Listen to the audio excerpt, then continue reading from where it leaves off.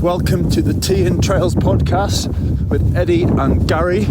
This is Paul calling from the downside of Kidsey Pike on the Lakes Traverse 2025. I'm absolutely shattered, but the good news is, way off in the distance, I can see the lights of Shap. Bring it on. Hello and welcome to episode 116 of the Tea and Trails podcast, and thanks for the Kidsey Pike intro, Paul. I used to say Kidsey Pike, but it's spelled Kidsey Pike. I say KP in the house. The Pike. Well, kudos, Paul, on your Lakes Traverse. I remember the relief on people's faces last year when I was loitering around Shap in the middle of the night. Oh my goodness me, they were pleased to be finished. Did you think actually, I wish I was just doing the Lakes Traverse? No, you can't do that when you're doing anyone that did the Northern Traverse or is going to do the Northern. You cannot be. The Shap is just a checkpoint. Because you can see Shap, but I wonder what the split is from Kidsey Pike to it's Shap. About, no, let me get it right. I did so much work on everyone on all these splits. I think it's about, off the top, it's a good 3 hours, I think, from Kidsey Pike to Shap. Well, kudos. Thanks, Paul, for sending that intro in. And keep those intros coming. Email them to hello@teaandtrails.com. Sorry if you are waiting patiently for your intro to be played. The cupboards are bulging.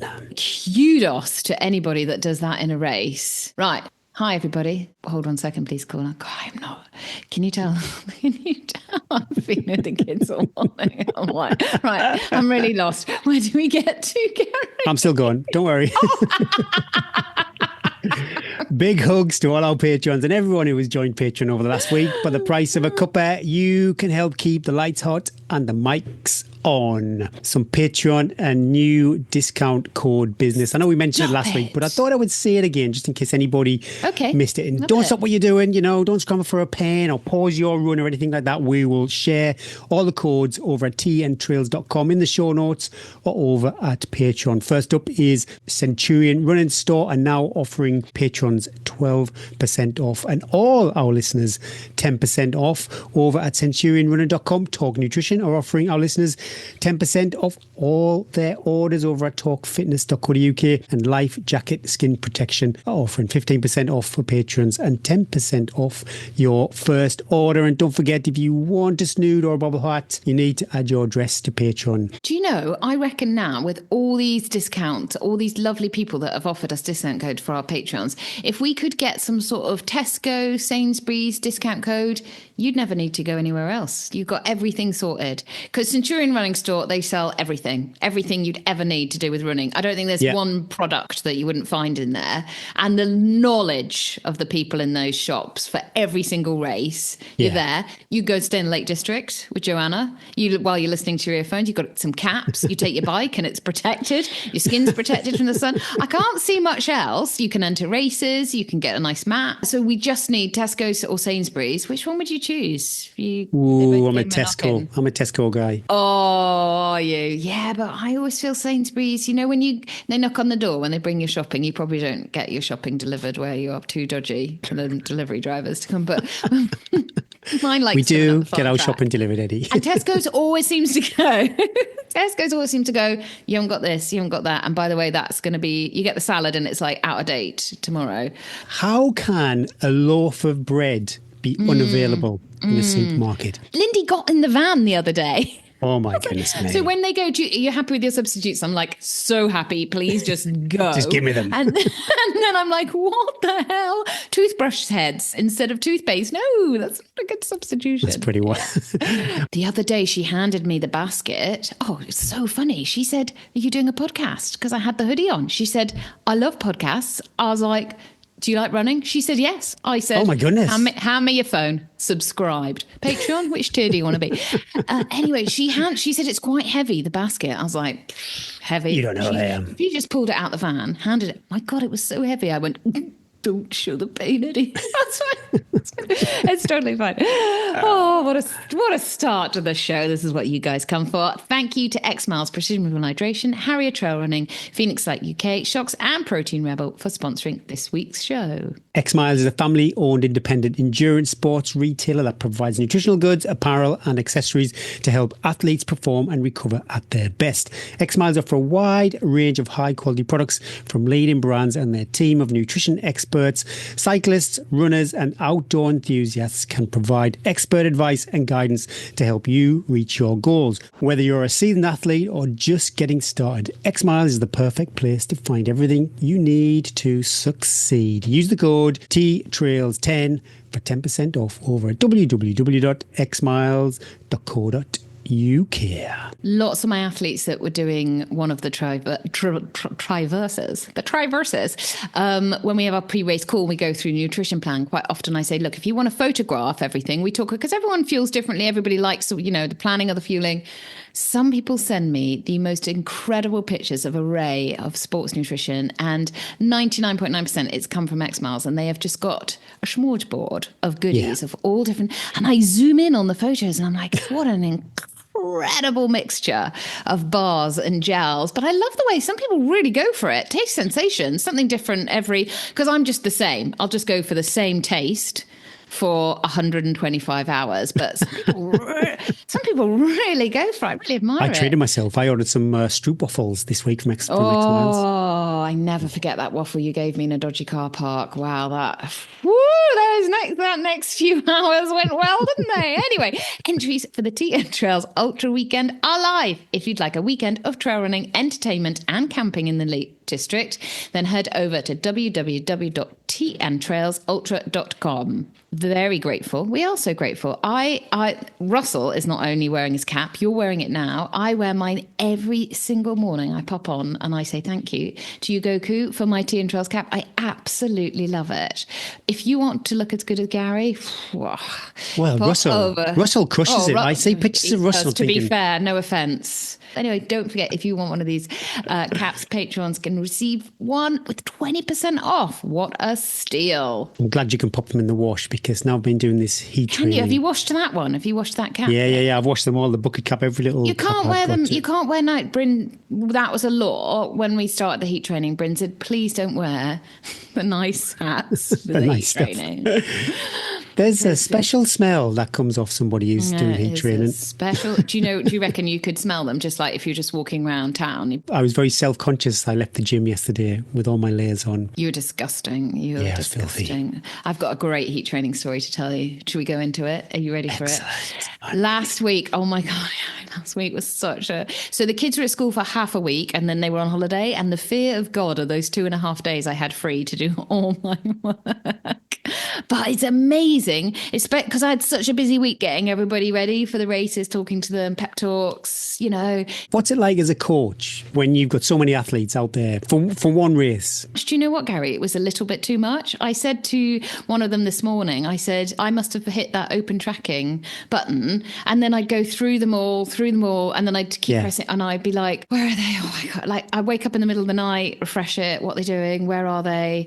It's like having all your children out there. And you're like, you just so want them to like, and their splits, like what, and you see, and know if they're having a good day or bad day. And then one of them was like just outside Robin Hood's Bay for like, we had tea, and I was like, what? We were trying to buff the finishing thing and it wouldn't work. And I was like, come on. I was like, It's very good for Eddie though, because I know you guys listening, you've all been there watching Eddie going, what the hell is she doing? Why does the bed sign keep coming on? Yeah, it was a lot. It was a lot of emotional energy as well, but that's what I'm in it for. I'm not in it just to write the plans and set the sessions. I live for those races. When it all goes great and you see like some of them, it was like two years in the making. Some of them were coming back from really quite impressive feats when you see that all working, but also when you see people that it doesn't go their way, but they carry on and they do it, and they're like, all the lessons they've learned on that journey, they put into place. And sometimes those journeys are just so, it was a lot. Let's all spread those races out next time, guys. Okay. So my week was just muddled, Gary. I was looking back on it going, I can't even remember what happened. I knew I wasn't going to have time. So I've come to peace with that like, I cannot fit 3, 4, 5 hour long run in every week. I just can't do it at the moment with where we are with the kids, and that's okay. So I decide those weeks that I'm just going to brutalize my legs and do as many workouts. So I reckon I can do 3 workouts. I think it became 4 workouts because I started the week with my power. I do my power session. I think this might have been, was this where you called me? in the garage. And you were Oh, like, yeah. Eddie, what are you doing? I was like, you could just see my eyeballs. I'm here. So I started the Monday with my power strides, which is 10 by 30 seconds at 12% as hard as I can go. And it gets faster as I get warmed up. But I keep the heat suit on the top, but I don't have the trousers on so that I can move my legs faster. And I don't have the gloves on, though you must wear gloves, FYI, to get that temperature up in your hands. It's cheating if you don't have very thick ski. Oh, he's fiddling with his beard now. He's looking guilty. But on a Monday, when I do those strides, I just start with the top.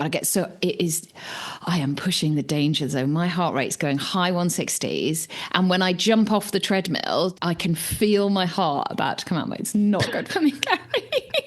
I can feel how hot. And the last few, and then I take the pace right down, and I'm like so happy because then I'm like, right, 3 miles, easy jogging. But the heart rate that is a hard session because the heart rate stays at 155. Just to go for a jog, your heart rate goes. Mine is like 142 on like a 8.5-9 minute mile run the other day. That's like madness, threshold for me. it? That's low threshold. It's madness. That Monday, so I diddled myself on Monday without really meaning to. Next day, long hill session, 20 minutes, 15, 10, 10, 10, and 5, all at 10%. This isn't a heat suit. Couldn't do that. But it was on the treadmill. That was long. That was 90 minutes with almost 4,000 feet of climbing because I knew I wasn't going to get a long run, but I do like to run about 10,000 feet a week. And I also just find it healthier to do my sessions uphill than flat. If I did that on a flat, oh my God. Did you track your heat though, even though you weren't in the heat suit? So I kept my heat because I thought, let's see what it is. And it gave me a paltry like 1.5 hit on the heat score. But my core temperature was 38.3 or 4 because because I had Hold Yourself Together. I'm a little cycling short. Yeah, shorts on, Gary, in Scotland. When I cycling shorts and sports bra, it's not a good look. Yeah, but because you haven't got the layers on the skin temperature, and so the algorithm it takes from the core sensor, it's like, yeah, you can't hide from me. I know the truth. And I also didn't push the heart rate too high on that because there's such long efforts. The temptation is to make it into like a super top end threshold session. And I decided not to. Then the next day, I was pretty tired. And Unintentional. Unintentional. I thought I'm going to, so easy run in the morning. And then I get this hour slot in the evening when 2 of the kids are at clubs. Most people are going to have a nice coffee, a beer. No, Eddie's like, I can get 5-6 miles in that. And I looked on Strava and there was a run, which was 7 miles with 1,000 feet of climbing. And I thought, can I do that in an hour as a recovery run? So I set off and I ghosted myself because I said, I'll turn back after a couple of miles. So I'll just find where the path is and just do an hour and back. Of course. So I started off quite slow. And then I was like, I'm 2 miles in. The turn is in an hour and a half, and it is in a mile and a half. And it's a circle then. Everybody prefers doing a circle than an out and back. It was like 6:20. I've got till 7. I can do this. So I can push it, going on and on up this hill. But tell you what, 140 heart rate, Gary. I was running up this hill with lungs full of oxygen going, I feel incredible. There's definitely more red blood cells in my system. This is great. So that also spurred me on. Then I opened up the Strava and go, I am quite a long way from this turn. I'm going to have to put the foot down a bit. I'm going to do this. It was still 6:25. When did you stop going from being quite relaxed to yes, shit? so it got to 6:30 and I still hadn't made the turn. And I thought, then I opened Strava. I'm like, I'm wasting time. Why do I keep looking at the map? And I look and I'm like, I'm literally 300 meters from the road. Come on. So the gas went down, got up onto the road, turned, and I thought it's all downhill home.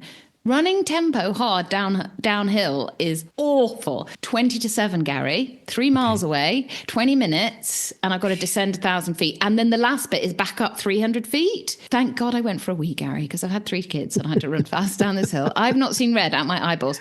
But I went going so fast down this hill, and then it sort of wiggles round. So I started taking these corners. I was like cutting across the corners, like if a car comes, I'm going to die. But I've got to get back for 7. Got to 7:50, 7:56. I've got a K to go, which a lot is uphill. 6:56. I was like, Eddie, this is just terrible. I had to go up this hill harder than I've gone up anything before. I literally felt like I was back at school doing cross country. I was like, I've got to get there. I've got to get there. It's arrived at the door. 7:01, I think it was. Evie came out. She was like, "You're right, Mum." I was like, "I'm going to need a moment. I can't speak." Oh my God. I honestly, it took me. Then I got back home.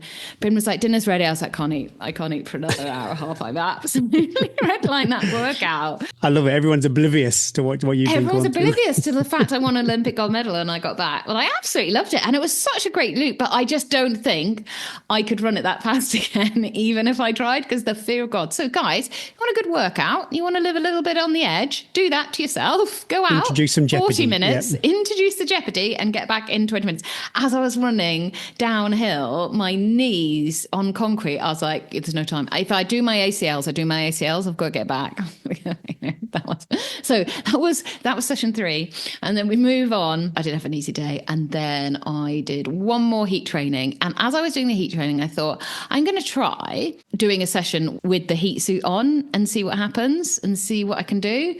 So I did classic, Gary, 5, 5, 4, 4, 3, 3, 2, 2. On heart rate, not on pace. Yeah, so normally, let's say I'd maybe start that one at 7-minute miles and then cut down from there and finish with like a 6-minute mile for the 2 minutes maybe. There was no cut down, Gary. I think it was 8-minute mile and my heart rate was 160, I think. There was no speed. I couldn't go any faster because I was like, this is a bit dangerous. I can't, if I push any hard, I'm going to get so hot. But I loved it, Gary, because I wasn't having to run fast. Where's the science though? Is there any science of like the fact the heart rate's so high but you're not running as fast? Can I just do that instead of having to run fast again? I think you probably could. It's only, I think I mentioned it before, I am no coach, I don't know anything about physiology, but your heart doesn't know what you're doing. But if your run is, sprints or strides or something they see at 200s, then you can't, you need to do that if you're trying to run super fast. For that muscle recruitment, for those biomechanics, you do need to run that. But for my races, I wouldn't go near an 8-minute mile for a 200-mile run. Maybe I would. We'll wait to see. Eh? I reached heat champion stage after that, and that was it. I was cooked. The rest of the week, I gave myself such bad cramp that I woke Bryn up in the night screaming, which I used to get when I was pregnant with the kids. Did Lisa get this when she was pregnant? She gets cramp a lot, yeah. Just generally still, yeah. Oh no. Well, Lisa, so I woke up and I felt it coming, and I was like, and so I grabbed hold of Bryn and went, "It's a scrap! It's a scrap! It's a scrap, but I'm going to have to scream." Excuse me. The calf was so sore. It took about 48 hours for it to relax. It was so sore. I really did it myself. Totally self-inflicted. I do not rehydrate enough. It's insane. You can tell all your anecdotes over the past few weeks about the sweat and how hard it is until you're there and water is pouring out of your arms and your feet are wet, your shoes are wet, your socks are wet. Not just you just can't. Your trainers. Yeah. My treadmill is rotten, like the belt. I can see all the black bit coming off the belt, and the belt is now moving. So I'll tell you this. So I do it on the treadmill because I'm self-conscious too. But last night I thought I cannot watch this clock and this sensor anymore. And I thought I'm just going to go and run the 3-mile loop. So I ran down our road and then we go on to a track. I thought I just need to get down the road and then nobody will see me. Obviously, full hat, hood over, 5 layers on, Gary, waterproof trousers, ski gloves. Obviously, I look absolutely ridiculous. Went round the corner and there was a dog and a dog walker with its owner. And the dog went for me, Gary. It went for me like that. Now, I've ever told you these stories, but I used to work in a kennels as one of my holiday jobs. Must tell you about the dog crematorium. Never told that story. No, thanks. Sure. Oh Anyway, I used to put my arm out like that at front if the dogs were a bit snarky when we went to the kennel. So I just put my arm out like this to stop the dog. It put its claws round my coat and went to bite, but because I had 5 coats on, I didn't feel anything. And the owner was like, "Oh my God, I'm so sorry. I'm so sorry." But I was so hot, Gary. And I was just I couldn't, and I was so embarrassed as in the suit. If I'd been running, I would have stopped and been like, "Your dog has just bitten me. Your dog cannot be off the lead. That is so dangerous. What if it was a child, blah, blah." I'd have had that conversation because I was so hot and I was in all these seats. And because it hadn't actually pierced, because it tried to get in my arm, but it was so, I just went, "It's fine. It's fine. I just got jog on." When I came back, Bryn was like, "You should take a picture of your coat because you can see where it puts." And I was like, do you know what? No, they haven't got their dog on a lead. I did think, well, maybe, it could be something. I just stay in the suit all the time, fully protected. And a non-running bit. So yeah, I got all my sessions done. Gosh, did I work hard last week? Was it too much? I don't know. I'm still here telling a tale. I think the cramp that was one thing. So now what I do, I'm just adding, I've got a little pot of rock salt, Gary, in our kitchen. I've just left it on the side. I'm just adding it to all my food as well, just to try to keep extra salt as well. That seemed to sort of help. And I've also been trying the Velo Forte electrolytes that have got a bit of carb in them as well. Oh, I love the Precision Carb electrolyte drink. That's my goal. I ordered 5 bags of it because I'm just smashing it. Gary, I've smashed so much of the Precision Hydrogen electrolytes. I've taken the top bits of my gums off. Do you remember last week I told you about my chaffing? And now Bryn was like, what's happened to your gums? And I said, I think it's because I've had like 3 or 4 litre bottles of electrolytes most days. What do like bikers do about their oral health? Like, I think it's a thing. It's terrible, isn't it? It's the thing, terrible. And it's not even, it's no sugar there. It's just the salt, I think, is rotting through my, anyway, gosh, guys. You're not selling it, endurance running. Anyway, apart from running and all the work I had last week, we did manage to finish Paradise. Did I talk about it last week that we'd started watching it? Yeah. Oh, we got like 3 episodes left. We were such bad parents, Gary. We were like, kids, go in the next room, shut the door. We were like, can you just go next door because we want to watch this? And like, can we come in? We're like, no, can you go and find something to do because we need to finish it. We loved it. If you want a heat training, something to watch. Yeah, that is. It was so good. Really enjoyed it. Great story. All the way through, I kept saying this isn't going to finish. You know these Netflix things. First 3 or 4 episodes, and then they're like, we're going to get season 2 out of this. But actually, they set up for a really good season 2. So, guys, if you want something good to watch, I'd say if you've got teenage children, it's probably all right for 14, 15. I think we're both gushing about it, but there is a bit of admin. There's a bit of heavy lifting with the heat sensor in the app. It isn't just like putting my chorus sensor on and running out the door. You've got to check it's connected to your heart rate monitor. Then you've got to check it's not calibrating. We were saying it's like 20 minutes of admin. I have to check then my phone and put my display so it doesn't lock. So what I do is I keep it on and then I come and I prep tea. So I peel vegetables, whatever, at 39 degrees. It's not a pleasant situation. So just make sure, if you're going to leave the door, it's in half an hour. Make sure you've got your heat strap, your core sensor on, because just like what I've discovered, I'll run out the door, then I'll just check it, and it hasn't got the heart rate, it's not synced up, or it's calibrating. You haven't lost the session because you are still doing the work, but you're not actually recording it. So good job, Gary. You're a champ. Your week looks a lot more structured, a little more formal than Eddie's madness. This is the price you pay for entering a race that a year ago you think you got nothing invested in it, but when it's actually coming, you kind of want to do okay on the day. And London Marathon, as much as I really want to do it, and I was fully invested in that whole getting the good for age process, but because it's a few weeks before all county tops and I want to do quite well on the day, even though I'm not training for it, I'm going to compromise a few weeks of all county tops training. So currently, I'm not lifting heavy because London said 2 weeks ago I'm just doing bodyweight exercises. So I'm wrestling really with this, Eddie. Do I just forego London? I will do the run regardless, but just train as normal and treat that as a long run. Or maybe I probably think I'm going to do like a 1 week taper, just train as normal, but the week of London, just go hard taper. And then from now until county tops, I say bodyweight exercises, but I've got like little super light ankle things that you put on your ankles and bands. Dumbbells. We know. Got the pink dumbbells. I have actually got a pink dumbbell. I would definitely taper in the week before London, because the last thing you want to do is run around with smashed legs, because you won't enjoy it. You could injure yourself if you because you will run more steady than you would for a long run. Well, I'm going to try for 3 hours again. That is the goal. Apologies if I said this last week. I was speaking to a friend in the pub and he said, have you done like a classic marathon paced run? And I've not done anything. I've had huge days out on the fells, on the lakes and the trails. But I've done nothing like a 19-mile long run with the last 6 at marathon pace or anything like that. So that is going to be really interesting. I can't wait to follow you. I'm quite confident, maybe.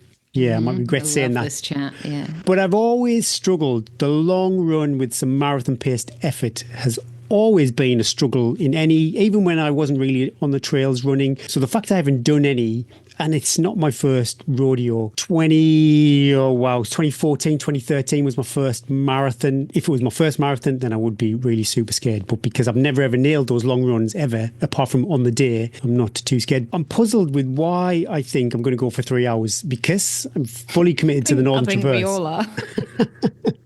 I'm fully committed to the Northern Traverse. To the Northern Traverse, are you? The only reason why I'd go for Good for Age for London, again, I'm very repetitive with this, was to try and get entry for a race, which I'm not going to do because it's Northern Traverse year. So there's no reason whatsoever. I've got some athletes running, not London, but Boston after Northern Traverse. Do it. Well, I'm not doing that.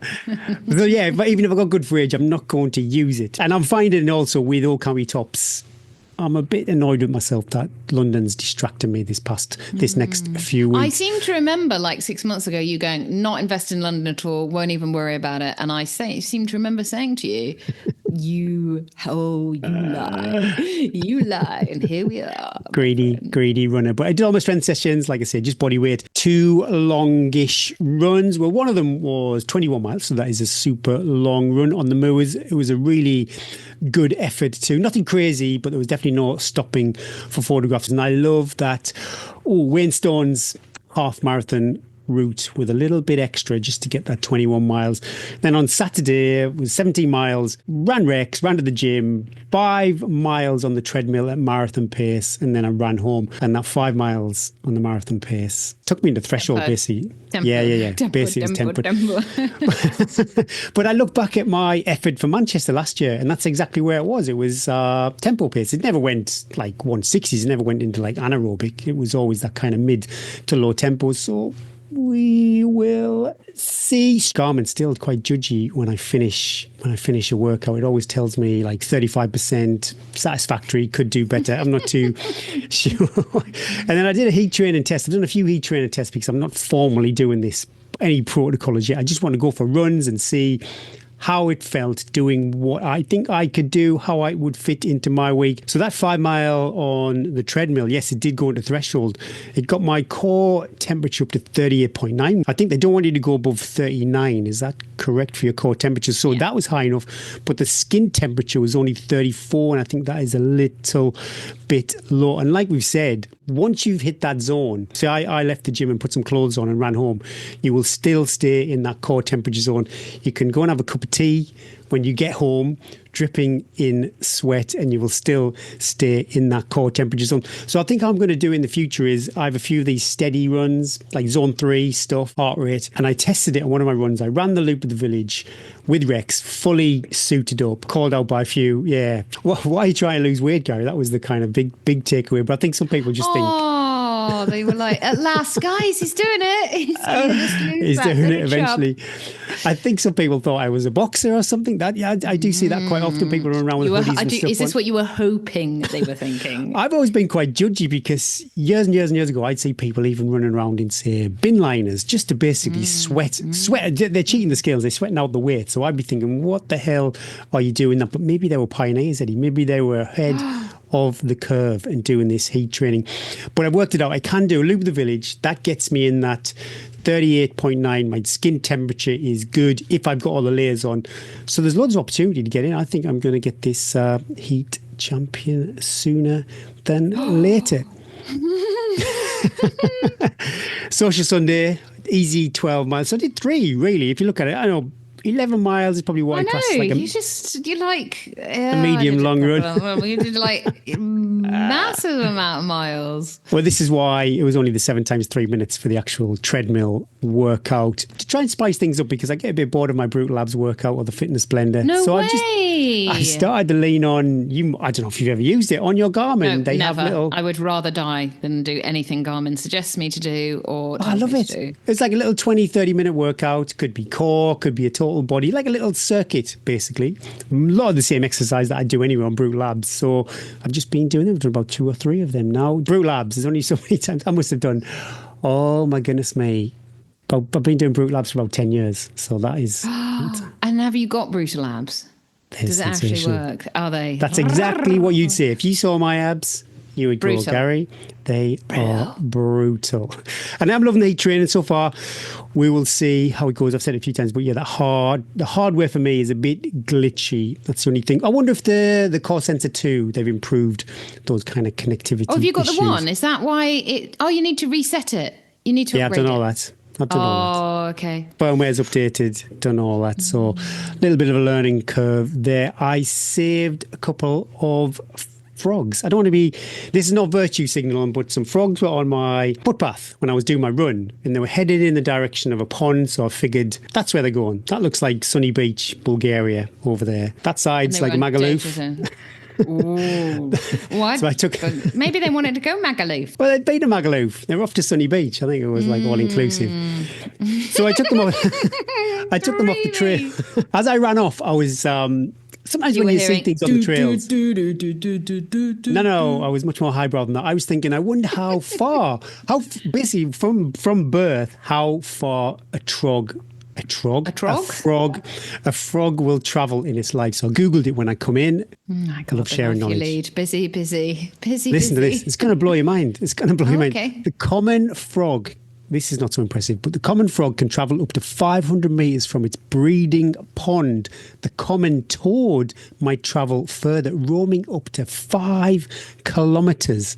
Other amphibians, such as a tiny palmate newt, travel up to 19 kilometres to occupy a new pond. I'm impressed with the newts. The frog, welcome. I'm a little bit disappointed. 500 metres. Maybe he's just not so fussy.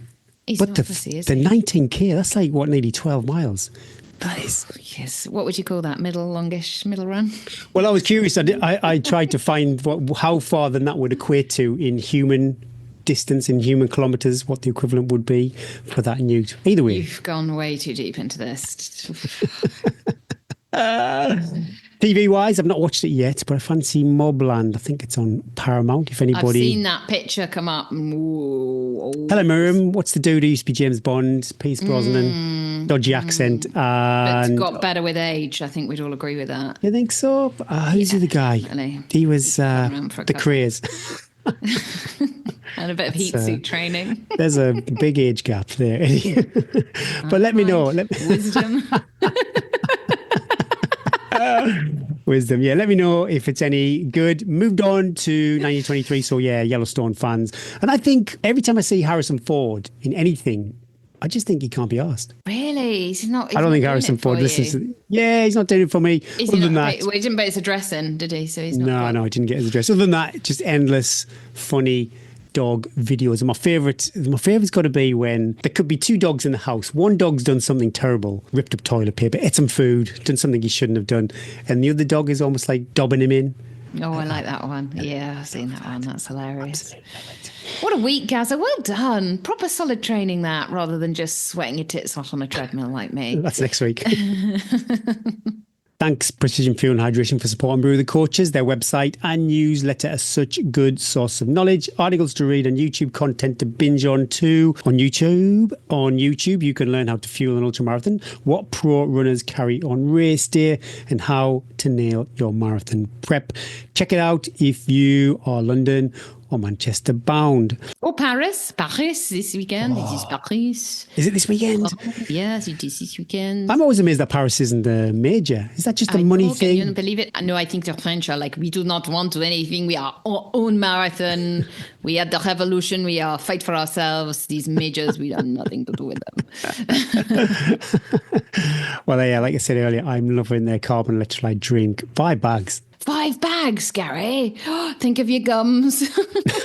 That is my go-to nutrition. If I had to only have one form of fuel, that would be it. Got 60 grams of carbs, so I know it's going to fuel me. Because when you're on a treadmill, I love the chews, I love the gels, but sometimes when you're absolutely rinsing yourself, the thought of eating a chew. Glug it. You just want. No, you can't eat a chew. You couldn't eat a chew. I can squirt a gel in, but then it's sticky. It's sticky everywhere as well. So if it's just in a bottle, safe valve. If you would like to try Precision Fuel and Hydration, then use the code TEATIME2025 for 15% off your first order. And if you are a Patreon, you get a whopping 20% off. Head over to Patreon for all the deets. This week's question comes from Tim Scarborough. Yeah, he'd like to know why he's feeling so lousy towards the end of his long runs.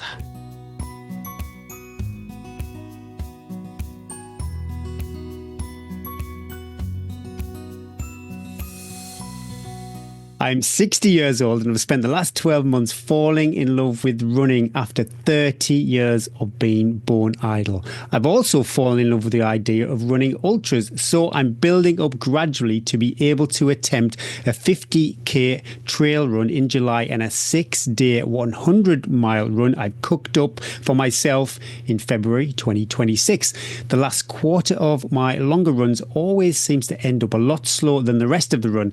I always go steady at the start but get the same effect every time. Is this a fuel issue? I generally take on 30 grams of carbs per hour, or is it a strength and conditioning thing? I confess I haven't done much work on the latter. It does get hard towards the end of your runs. I think that happens for all of us, but it does definitely for me. Sometimes at the end of the run I'm kind of baffled why I just can't move as fast as I can even on an easy dog jog with Rex, but an immediate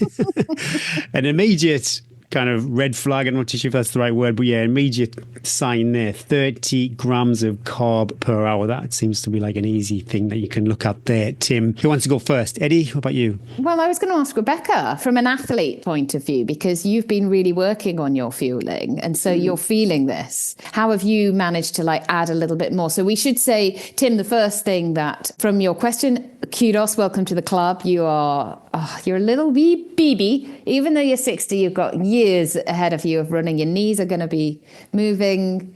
All those idle years won't be wasted now. You can really ruin your body for the next 20 years. But yeah, one of the biggest things, first of all, we can help you improve within a few weeks is by upping that carb per hour. 30 grams per hour is absolutely the lowest of the lowest. That's just maintaining bodily functions. That's the ability to go for a couple of wild wees. And this is something Rebecca has been, I'm sure you won't mind me saying that. Would you mind me? Is that okay to say you've been working on your fueling? What would you say to Tim? Because you're there with him it's hard to get those carbs in, isn't it? It is for a number of different reasons. I think, I was always someone who probably didn't really pay much attention to it. I'd probably just have a bit of tailwind, probably not really anything at all until it goes over it. Certainly, I'd have to be doing well over 10 miles for me to think about it.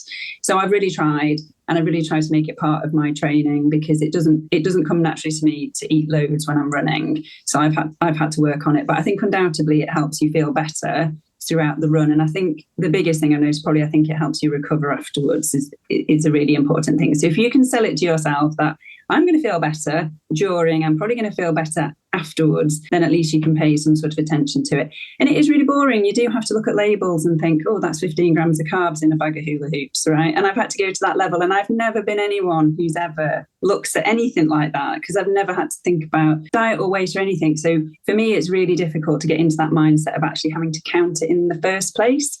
But I think certainly the fueling is a big part of it, and just paying attention and just see what you can squeeze out of it. Just do a little bit more. And there's no sort of real science. It's just, if I've done 30, what does it feel like if I do 40, if I do 50, obviously it will top out at some point and you'll just feel like I can't stomach that. But I think squeezing a little bit more and seeing how you feel. The second part of your question, which I'm sure we'll come on to as well, is the strength and conditioning. Undoubtedly, that's a massive, massive part of how you're going to feel later on in runs, and again, how you feel afterwards.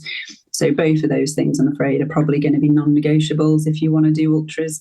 As we get older, you just have to pay attention to both. I love that little fueling tip of just add one little extra thing is going to give you an extra.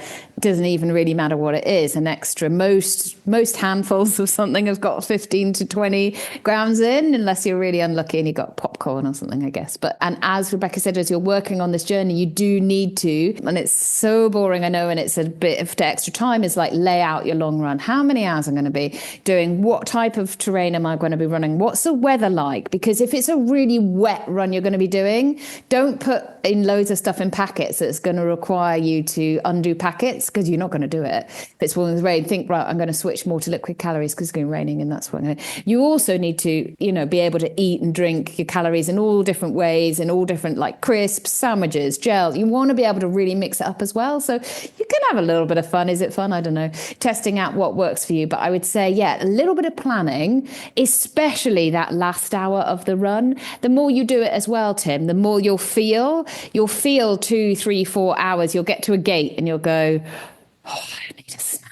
Don't be scared to do that. Stop. This is the beauty of ultra running. We're not on the roads now, Tim. You can stop, get your snack out and have a moment and fuel yourself, and use it as a nice moment rather than like, oh, I'm trying to run and stuff. And you don't need to be doing that. And that will make sure you get the energy as well. And one of the biggest things, as Rebecca said, is that you will feel so much better in that afternoon post-run, and you will recover, and then the next day and the next day. So we're looking at like the consistency and building as well as you start your journey. And as for the strength and conditioning, this is absolutely disgraceful. You've how many years of bone idleness? 30 years of bone idleness. Well, it's time to build some muscle. And I would say you will, I'm sorry, but you will get injured from not having any sporting background, or perhaps 30 years ago having a sporting background. You do need to do your strength and conditioning. If you're at a loss and you think, oh, I don't even know where to start, just Google 5 best running strength activities. It's all out there, and it will be very simple. Get yourself a bench, a stool, a step. Don't even need to worry about weight to start off with, and just do the simple movements 10, 15 minutes after each run and go from there. So a little bit of that. Count out your carbs a little bit. Just get a hot cross bun or something in there as well. And you're going to be flying, Tim. We're going to be reading you out on the Strava kudos board before you know it. Trish, you don't like food much, do you? So you probably like, you're right, Tim. I love food. That's my problem. I've seen you. I've seen you in action. I'm on the seafood diet. A couple of questions, because obviously you've said some bits. So I would... looking at the wider piece, when you talk about your long runs, what do your long runs look comparatively? What are they comparatively like to the rest of your week? So have a think about that. If you're doing not much in the week, but doing a huge long run, and that's the vast majority of your mileage, you're going to feel tired because you're probably doing a bit too much in terms of your long run comparably to the rest of the week. So also, because you're 60 years old, those longer efforts are going to impact you differently. For example, like a 20-year-old. Than me, because yeah. I can just go out and run like 30 miles and I'm fine. Nothing wrong. Nothing wrong here, mate. But as you get older, those longer efforts really do impact you a bit more. So maybe look at the consistency of your week and with the spread of running in your week. I would also look at potentially, if you're finding the end of your runs hard, I would focus maybe on the short term in terms of doing a little bit less and building up gradually. So I'd maybe take it back a step, and look at that. You want to be building up slowly. The idea of your long runs is that you kind of want to feel okay after your long runs. Otherwise, you're not going to have the capacity to do your harder sessions in the week. So if you're knackered from the end of your week's training, that's going to impact the next week's training. So it's constant. You want to be pushing the envelope. You need to have the legs, the body to go and do another big week out, and you don't want to have that consistency before you have your cut back, for example. Have a think about those aspects. The other piece I would talk that the guys have mentioned as well is what kind of carbs are you having? So liquid carbs are really easy to get in, much easier for the body to absorb. Have a look at liquid carbs, and then obviously your gels and your hula hoops or whatever works for you. But you've got to get that base level of carbs, and that needs to be more of the focus in terms of getting your carbs in than running faster, I would say, on your long runs. So it's okay if you're walking, that's totally fine on your long runs, but getting the consistency of the food in, because that's what you're training for, that's the key thing. The next thing I just reiterate is the S&C, strength and conditioning, because you're at 60. As you get older, your muscle mass really does decrease, and it really has a huge impact on you. So you absolutely have to be getting if not in the gym, at home or whatever. You don't have to go to the gym, but you absolutely have to be doing some kind of strength and conditioning. It won't just help your running. It will help your life. It will help your longevity. There's a huge correlation now between, lean muscle mass and like longevity. Even if you do, 15 minutes after a run, or just, I would look at maybe minimum of two, solid sessions, maybe like 30 minutes a week, 2 times a week, focus on it in some squats, some, maybe some deadlift, that type of stuff, a single leg exercise. Like Eddie said, there's tons of stuff out there you can Google, but just really get that as part of your program. That's the thing that will absolutely benefit you the most, I think. So if I was going to say three things, look at your carbs. Definitely get some more strength and conditioning in there. And 3, look at your week, how your week runs out, the consistency of your runs in your week, and maybe just tone that long run down a bit until you're feeling strong and consistent enough at the time you're doing, and then increase it as you go on. Don't forget cut back. Also, you can make it really simple with the carbs. A lot of these products now, you don't have to go on the back of the packet to read the small print down which carbs are on there. Precision Fuel and Hydration, other brands too, they just slap what the carbs are on the front of the packet. We've said this a few times actually, even though somebody says they're eating X amount of carbs, they're usually eating a little bit less. So yeah, keep an eye on that. I say it every week pretty much, but I set a little alarm on my watch just to remind me to eat, because especially if you miss a cue on a 30 grams an hour strategy, that could be quite spectacular. Definitely eat some more. Good luck, Tim. Yeah, let us know. And let us know, gosh, your adventure. Cooked it up an adventure. I love the sound of that. Keep us posted with how your journey goes.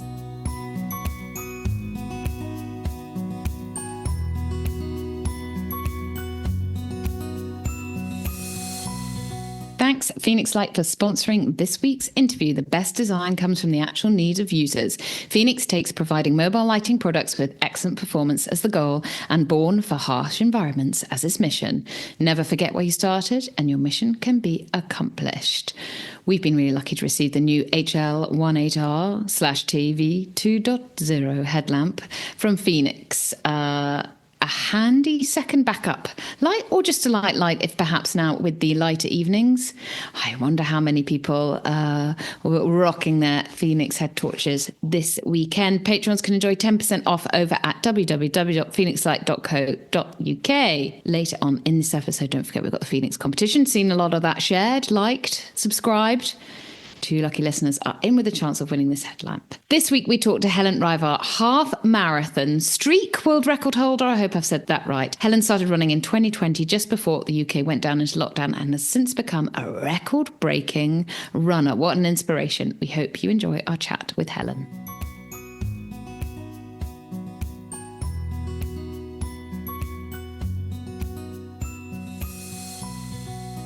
Also, Helen, I think a couple of months ago, you gave out a shout out on our Strava club, and I think I made a mess of your name. So is it Helen Ryvar? Ryvar? Well done. I think I exaggerated the surname. I'll take it. Yeah, sounds good. Helen Ryvar is an inspirational ultra runner from Wrexham, North Wales. She held the Guinness World Record for the most consecutive days running a half marathon distance, achieving 111 days. You recently bettered that by running 1,000 consecutive half marathons, finishing on the 24th of January 2025. I'm curious, did you go for a run on the 25th? No, do you know what happened? It was the National Running Show in Birmingham, and I go to that every year. I love it. The goal was to go there, actually to run to the run show. I was going to run to the run show my last week, and then maybe do like a grand finale, because the run show does a 5K before the show every morning, and finish with them. But the day came and I got bursitis of the knee, so I was actually only able to walk. I could have maybe run at a push, but it would have been really painful. It was very, very painful. I was struggling just to walk around the show. So yeah, it just stopped, which was not like me. I can't normally do that. I have to taper. I had a tapering plan, but I didn't actually run on that day. I did maybe 5K walking around the show. Yeah, and that was it.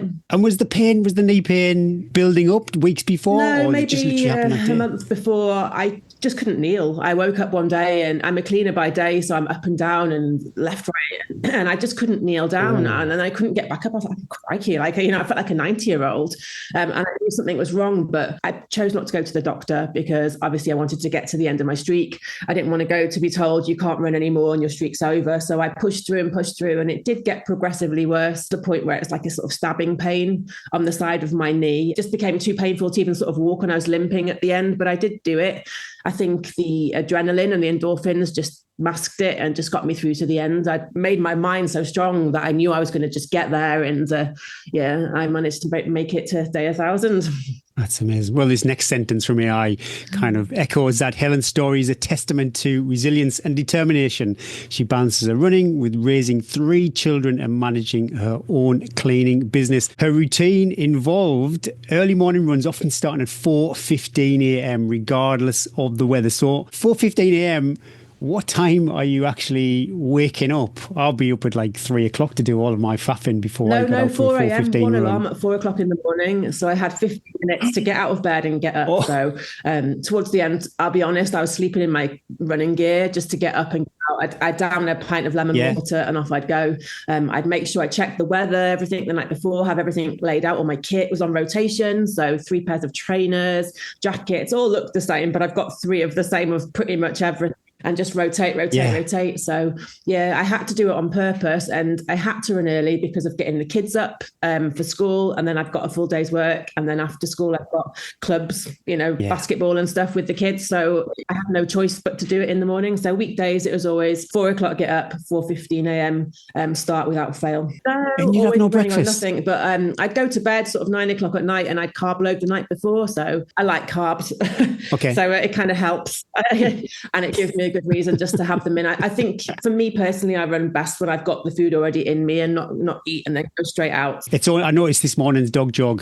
It was about 6 o'clock, and I didn't need my head torch this morning. Most of the year you're running in the dark. Do you really look forward to summer? No, or do I you appreciate all the seasons, seasons? and that for me was a massive part of it. So it really got me in tune with my circadian rhythm again, and connecting with nature and seeing things change did wonders for my mental health. I think there's some magic in sort of doing things at the same time, regardless of how you feel or regardless of what the day brings. You hadn't started running long before you started the streak.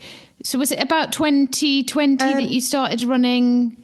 Did you have any background in running in sport when you were I was younger? hid behind the bike shed. In school, I'd like to have been good at some sports, but in my school, if you weren't really good at it, the sort of teachers didn't really want to know, so they had their favourites. And then, I know it was one of those sad sob stories where it was a punishment. Running was a punishment. I'd get caught out hiding behind the bike shed, and then I'd be made to run around Chester City walls 5 times, in my AirTechs and briefs, and it just gave me this really bad relationship with running especially and sports, and I just wasn't really interested, didn't really understand why on earth would I go out for half an hour just to get back to the start point where I'd started. I feel like that every day, Helen. What's the point in all of this burning energy when I can just sit and eat or do something else? So but as you obviously have kids and you get older and you realize the importance of life, and I've lost people in my life now, and I'm very grateful to be able to get up and get out. There's always somebody in their hospital bed who wishes they were you. There's nothing wrong with me. I can get out and do this, even if it's a slow run or a walk. Just doing it for half an hour a day has really helped just make me realize what's important in life. And it's just these little experiences and appreciating time. And time is today's currency, isn't it, really? And how precious that is. What inspired you to start? You did a previous record before you did the big record. What was it inspired you about this multiple day record? Can you remember the seed when you first went, I'd like a bit of that? Well, it was 2020 when I really started running, and my ex-husband passed away, and we were living in separate houses and lives. He was in the northeast. I was in Wales with my family. So I used to live in the northeast. So I've still got lots of links up there. Having that news when we're on government lockdown was really difficult for me, and I suffered from anxiety and depression in the past, and it was like, well, I'm either going to be really stupid here and start eating and drinking myself stupid again to deal with it, because we couldn't do much else, we're on lockdown, or I can sort of sort myself out and just buckle up and get on with it for the kids' sake, for my sake. Getting your head around sort of losing somebody and suddenly becoming a single parent to 3 overnight. So I just started running because that's what we could do. We could go out and run. I'd been doing sort of 2 hours in the gym, so I sort of started to run for 2 hours, and I realized that was a sort of half marathon distance. And then I got challenged during lockdown by an online trainer called Jamie Alderton. He does these 10-day tune-ups and lots of different challenges, and he's great. He's so much fun. And of course, people were doing all home exercises and resistance bands workout, body weight workouts, just what they could with what they had. And I loved all that stuff. I loved all the simplicity of it all. So I started doing that, and I did a 28-day challenge with him, which was in February, which was to do something consistently for 28 days. Now, if you try doing that, it's actually quite hard work because we didn't have the distractions of work and stuff like that. I was able to do it, and I did 28 days of half marathons, but with no record or no goal. I was just doing it to see if I could do it. There was nothing like Guinness World Record involved at this point, but I just carried on going because I enjoyed it. It didn't take up too much of my day, really. And at that point, there was no admin to do or anything like that. The kids were at home, no school runs, like I say, no packed lunches. I was still working, but just part-time. I was working the vets at the time. I wasn't a cleaner, so they stayed open. And that's where the first streak was sort of born. So I found it helped me deal with the grief. It kept me fit, sort of eating healthily and leading a healthy lifestyle were byproducts of the runnings. A lot of people do it the other way around, don't they? They go and buy all the kit, but we couldn't do any of that because everyone was shut and they sort of buy all of the protein bars and focus on the diet first. But I did it the other way around and I stabilized my weight and I just felt really good. I love the feeling that running gives you. Like, it's just, you can't describe it really, can you? That's why we all do it. That's why runners love it. So following the first week, I just went back to normal life, applied to Guinness, got the record, did 111 days, thought that was great. And then just drifted back to normal life. Gyms reopened, life resumed. And then in 2022, an American guy called Mike Shevik got in touch. He was already on a half marathon streak inspired by what I'd done. And he was on day 400 and something. And he was like, hey, would you like to streak with me virtually?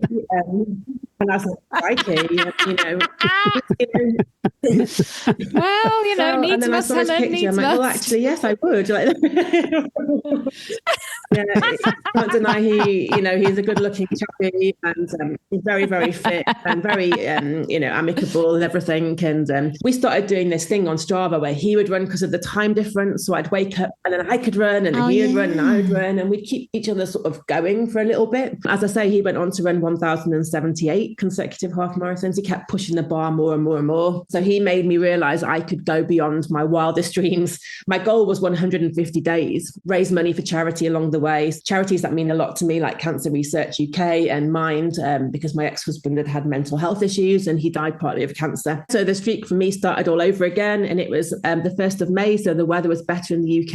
And I just thought I will be done within 150 days. But that came and I didn't feel ready to stop. So it's like, why stop? It's the summer still, it's still nice weather. Just carried on, got through another winter, carried on.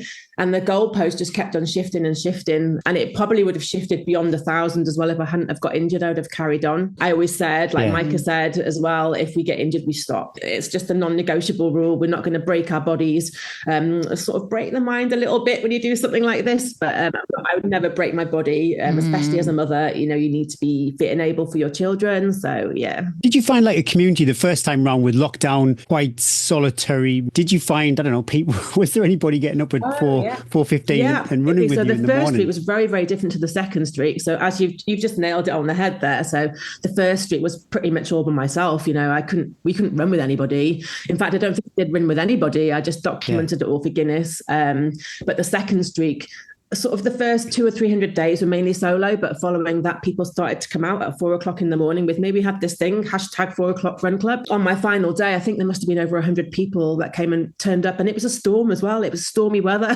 and they still showed up and ran with me. So I would start to do social runs as well, like on a weekend where people could just, if they wanted to do a half marathon or even just part of it, they could come and run with me. So it was always open. By the end of it, every weekday, pretty much, I was having somebody come out with me and run. Yeah, I made some really good friends along the way from local run clubs and people I didn't even know, just met through the run streak. They heard of me through the radio or through like local media or Strava or, and then they started coming out. Yeah. Unless it was an event, I suppose that would be determined by the start time of the event. But normally on a Saturday, you wouldn't be getting up at 4:00. So weekends are more flexible, and I purposely kept that flexible to make it sort of maintainable. It's hard enough getting up at 4:00 in the morning anyway, let alone running a half marathon and then going to work all day and looking after your kids. So it would not be you just couldn't do that every day. So weekends were more flexible, but generally I tried to get the run done before midday, like an 8 or 9 o'clock run, and I could run further afield. I'm not a green runner as such, but I try and be obviously conscious of, I just run from my front door wherever I can, or lift check somewhere. Yeah. But obviously there's some races involved, and I've run all over the world on the streak as well. So it's not just been like in the UK, it's been in lots of different countries. So it's been, a lot of fun. So have you done like marathons and even ultras? I'm just thinking myself, Yeah. if I did an ultra, then the thought the next day of getting up and doing a half marathon, I'm pretty ruined, Helen. No, I did that. So I did the Chester 50-mile ultra 2 years ago now. Not this one, just gone, the one before. Yeah. And I completed that as part of the streak. And I did the London Ultra as well, which was a 50-kilometre ultra. And I did multiple marathons, including one with Sean Conway when he was doing his Iron 105 challenge. My favourite was actually a little one on Ynys Enlli, Bardsey Island, with one of your friends, actually, Hugh Williams. Hugh, awesome. The astronaut guy, yeah. So he does this little amazing marathon. It's the smallest marathon in the world, he calls it, on Bardsey Island off the coast of Wales, and only 10 people can run it because you can only get 10 people on the boat to go across at any one time. And if you don't run fast enough, you miss your boat back and you get stuck on the island. It's like no pressure. Somebody's still on the island. Well, probably. I think he came back with 10, but I didn't do a head count. But it was beautiful, that one. We were lucky with the weather. And I really, really enjoyed that small intimate run. So yes, I've done a lot. I did the Brighton Marathon as well, the Malta Marathon. Oh, my goodness. Unfortunately, I didn't get into London. I'm doing London in April this year, which is what I'm starting to train for now. And I was hoping to take my streak up to the London Marathon, but obviously the injury meant I had to stop. Yeah. I'm still training and I'm still going to get through it. I hope to do it in about 4 hours, but I'm not going to push myself any PBs. How does it work if you're doing then, like say Malta, there's not a huge time difference, but if you're doing international marathons, then you've got to do your running home in Wales and then fly somewhere else. The time difference, was there ever any, I don't know, was it cutting it fine sometimes, I suppose? Yeah, well, I went to run with Micah in Miami. So I went to You met in flesh? Yes, we met in flesh. Was he everything you dreamed of? Yeah. He wasn't catfishing, was he? He was. He was actually shorter and smaller than I thought he would be, because he's like, Same when I met Gary. I was surprised. And I think I was probably taller than he thought. I'm 5'8", and maybe bigger than he thought. I'm not a typical looking runner. I'm quite big, but it's just how we Ryvars are. We're just quite big boned as such. But it was lovely. But that was obviously a 5-hour time difference, a 10-hour flight and a 3-hour drive to London. Wow. So, you sort of have 48 hours to get your run in. So you've got to do one, then we had to fly. And it's literally, as soon as I got off that plane, I said to the kids, we've got to get there, I've got to run. So I just left them. I just literally left them where we were staying at the hotel, and I had to go for a run in a country I didn't know. We'd come from -10 in the UK, and I'd gone to plus 40 degrees.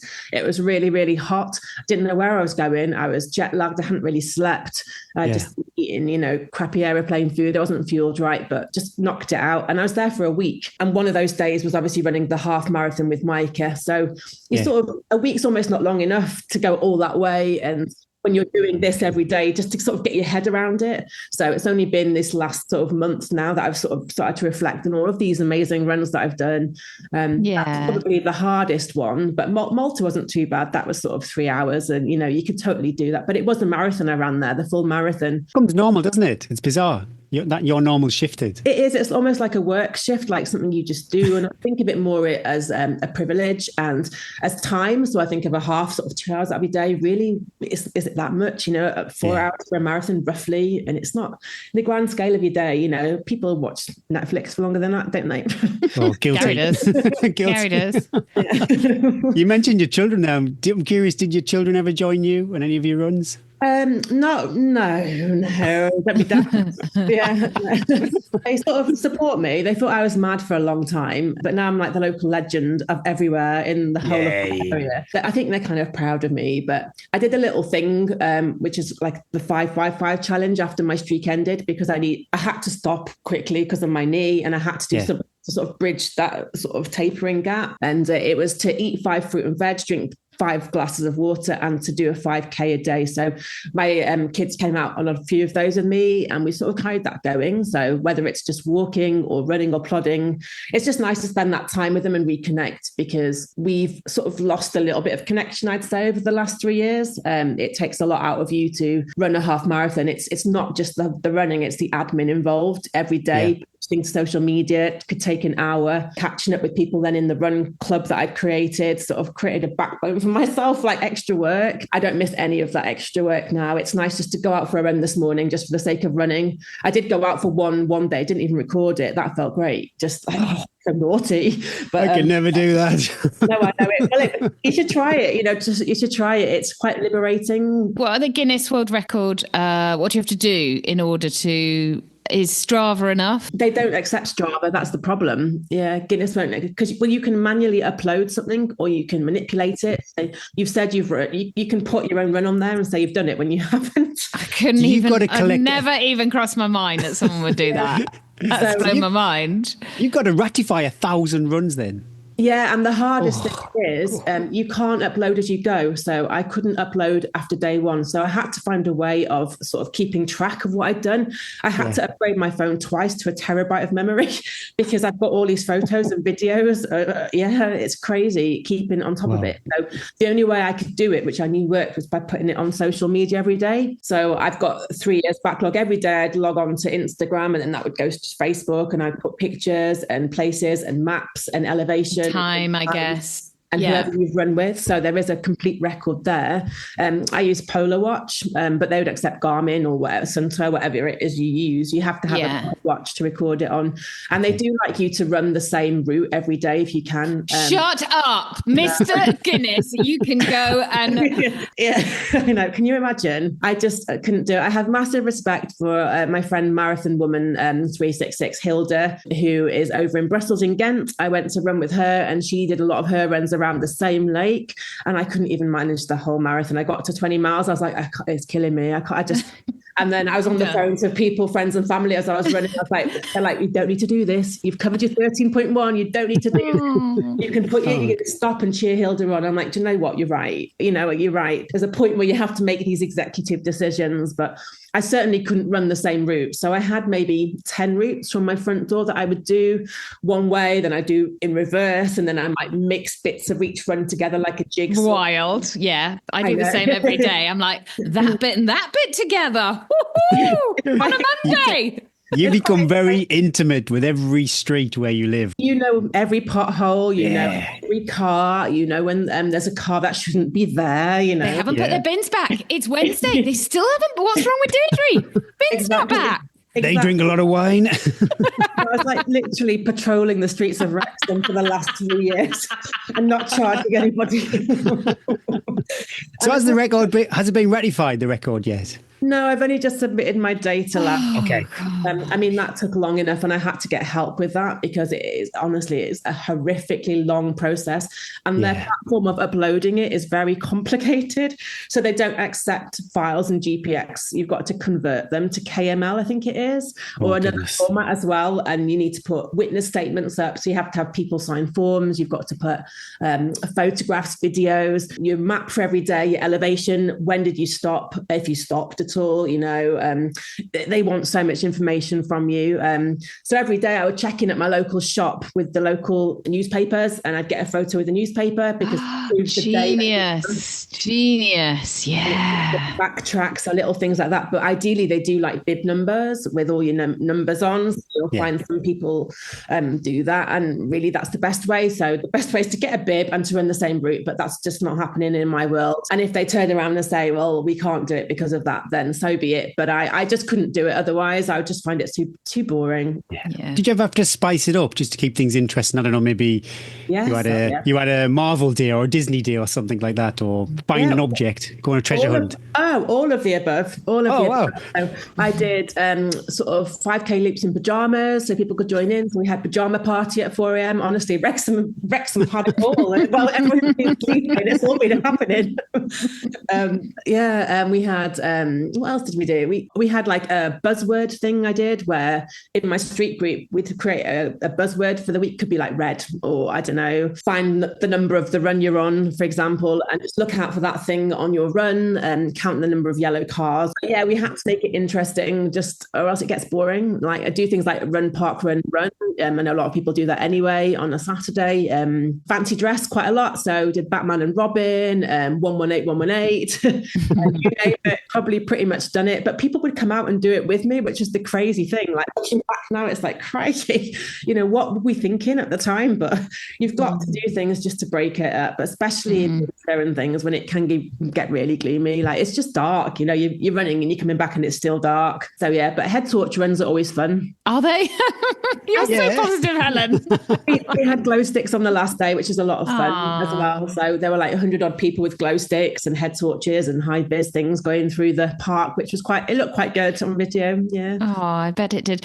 What was it like then? Because I'm envisaging, as you're talking, I'm like, so how can I fit this in my life? Can I do this too? Or people might be thinking like to do this challenge or put this. How then? So you went running at 4:15. How long did the half? Did you ever worry about pace or anything, or were you just like it'll be done when it's done? There was some pressure to get 2.5 hours. Okay. I would never want to go over 2.5 hours for sure. And towards the end, they were getting slower because I was obviously more fatigued and I had this injury. But I was on average, it was 2 hours 15 for the runs. My fastest was 1 hour 45. I was going to ask you your fastest. Okay. That was the Wrexham half marathon, and my longest, which I'm a bit worried about actually, it might have been sort of over 4 hours, but that was because I was in Petra and I was running across a desert and I was disorientated and I got lost. So yeah, I went to Petra as well as part of the streak, and I was on an organised trek to raise money for charity, but I was also on my half marathon streak. So it was supposed to have come to an end and I was supposed to have celebrated with this lovely trek, but I decided, because I'm a stubborn Leo, to keep it going and carry on running. So I was running in a desert in a completely new area in the pitch black, and Spencer Matthews, eat your heart out, eh? Yeah, well, I was watching him in anticipation. I was watching him and how he coped. I think he was fine with his 40 people around him helping him massage Helen. Exactly. And I was like, try doing 1,000 days, mate. By yourself.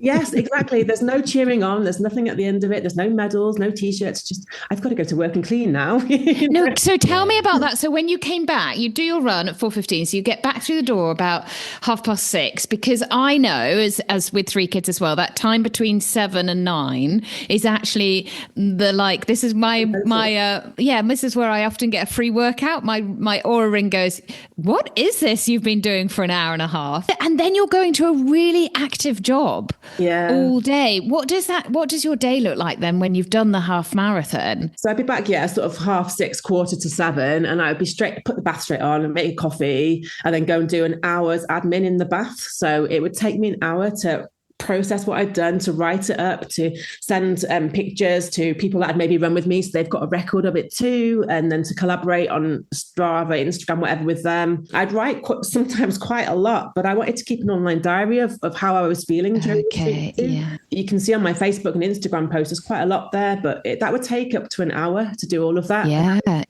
Get a bath so I could soak my legs in an Epsom salt or magnesium salt bath, which I swear by. I think they're great. I think they really help my recovery massively. After that, I'd scream the kids. They're like, we want to get in the bathroom. You can't get in the bathroom. We've got one main bathroom in the house and they're too lazy to come down the stairs. Okay, because that's too much hard work. So they love me now. I've finished because they can get in the bathroom again. But, it was just a bit crazy. But to be fair, they were really patient, and it's just a case of planning, really good planning. They had to buckle up and sort themselves out, get their clothes on. And, my eldest is 18 now, and I've got twins, they're 16. So, they're pretty good, to be fair. I just had to make their sandwiches and then get them to school. You just have to get in a routine. And by running so early in the morning, I had to get back. I had no choice. And there was only one morning of the whole streak that I slept in. And that was for probably only 15 minutes because my phone didn't charge and my alarm hadn't gone off. But I woke up naturally anyway. You just get in this rhythm of doing it naturally. And I think you just sort of run on in these, like I said earlier, these endorphins, this adrenaline. It's just something you do. You just have to make it something you do, and you just crack on with it. And that goes to the school run and stuff as well. And then go to work. By the end of the day, I'm on maybe 40 to 50,000 steps a day, Monday to Friday. Work, I clean. People think cleaners may just get cups of tea and coffee and biscuits all day. It's nothing like that. Oh no, I hear you. I struggle oh my my God, cleaning my bathrooms. I'm like, oh. Yeah, 6 to 8 hours work. But I actually think the job helped me in my recovery because it's slow and it's like stretching, like yoga. I work on farms and stuff like that too. So you might be carrying logs in and stuff like that. I think all these little things sort of helped me. Like I didn't go to the gym. I didn't have the energy to do gym workouts at the end, but my job was, physical enough to keep me going. And then on an evening, it would just be a case of making a proper meal for the kids. And then we've got basketball and stuff like that after school. Pretty full on, but just make sure you're in bed by 9 or 10 at the latest. And then I could get up at 4. So I could function on 5 to 6 hours sleep. The challenge is hard enough, but the admin and all that mental strain, wow, that's exhausting. Yeah, my goodness me. If you try posting, I say to people, try posting every day something for a week. You'd be bored by the end of it. Try doing it then for 3 years. I was really bored of it at the end. It was getting really tedious and actually getting me down for the last few months. Like, I really don't want to post. I'm not doing it to say, look at me, look what I've done. I'm doing it to file away what I have done. So then when it comes to this massive upload for Guinness, it's all ready. And I was much more prepared this time, because last time it took, I think, 3 months to upload 111 days. It took a long time to get everything in order. Could you do one of the half marathons as a treadmill, or is that complete? No. Asking for a friend, Gary. No, they've all got to be done outside. You can't do it on a treadmill, and it can't be a split run either or anything like that. You've got to do it all in one go. So I just thought the British weather is what it is, isn't it? We get weathered. There's been some horrific times this last year, especially. It's been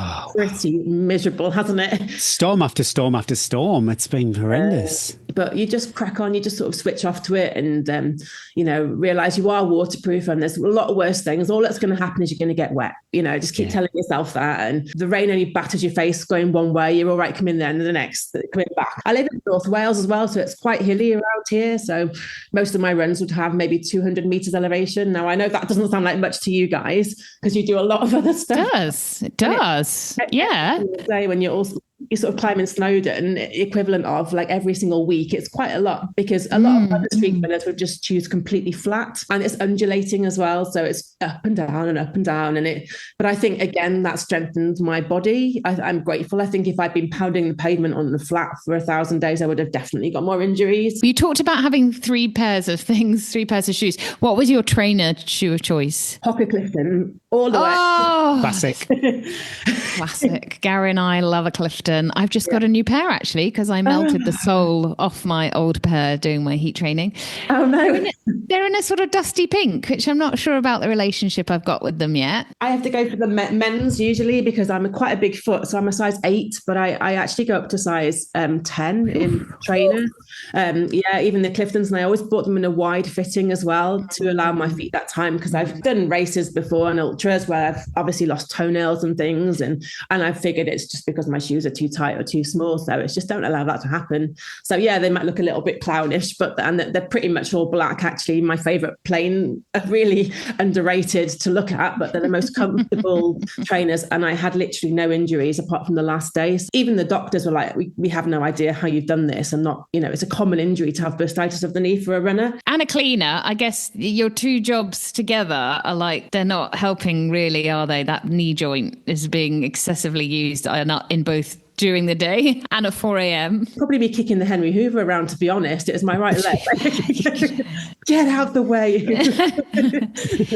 Do you have a highest of a high and a lowest of the low? I don't know. It's really hard to say. People ask all the time, like, the memorable runs. All of the runs have been memorable. And I think my most favourite ones have been the small, intimate ones. I've had sort of like a one-to-one with my friends, and they've sort of opened up to me and I've opened up to them. And we've just got through in this massive therapy session of 2 hours. It's not felt like a run at all. It's just been like getting to know people really, really well. And you build this massive relationship in the running community. And that's been a massive part for me. I can't pick one particular run. I really can't. I mean, like I say, the Ennis Entley Bardsey Island marathon was special because it was just so intimate. I'd got into that one and I hadn't got into London that year, so it almost kind of made up for it. I was like, actually, I'm glad I've not run with all those crowds. I'm glad I'm on an island with just 10 people and these lovely skills and this lovely weather. It was just a completely different experience. Day 450 was quite a memorable day because that was the only day I'd changed my trainers, actually. Ultra Mont Blancs, I think they were. Oh, I didn't. And I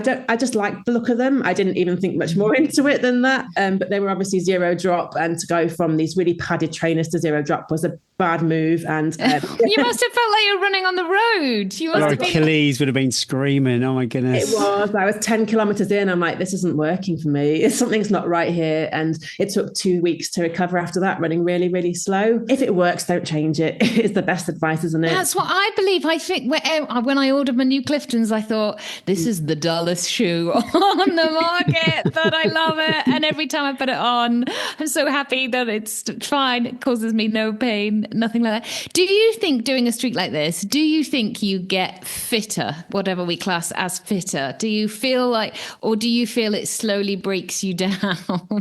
It depends whether you're talking mentally or physically here. Yeah, it's a fine line. And what I've realized is doing something so repetitively is about the two working together in harmony. And it's like a balancing scale. So every single run involves an element of mental fitness and physical fitness. And yes, of course, you can push yourself, but it's also knowing when you need to pull back, because I can't race these because I've got to go tomorrow and tomorrow and tomorrow and tomorrow, you know, and I might be running up a mountain that day, or I might be doing a race that day. So you just have to pace yourself. You might have something in your life that's important as well, that's physical and demanding. So yeah, I think it's just about balancing everything. I do feel fitter. I do feel better for it. I don't like the fact that I had to abruptly stop. I wish yeah. But, my little challenge sort of helped. I wish I could still run, but a 10K is enough for me at the moment. We all know if we stop something, you can get into it quite quickly again. It's a funny phase where if you stop, you sort of beat yourself up for a little bit. Like, I should be doing it. I can do it, but I also need to heal and I need to find my way again, find that new balance again. I just think as long as you keep moving forward,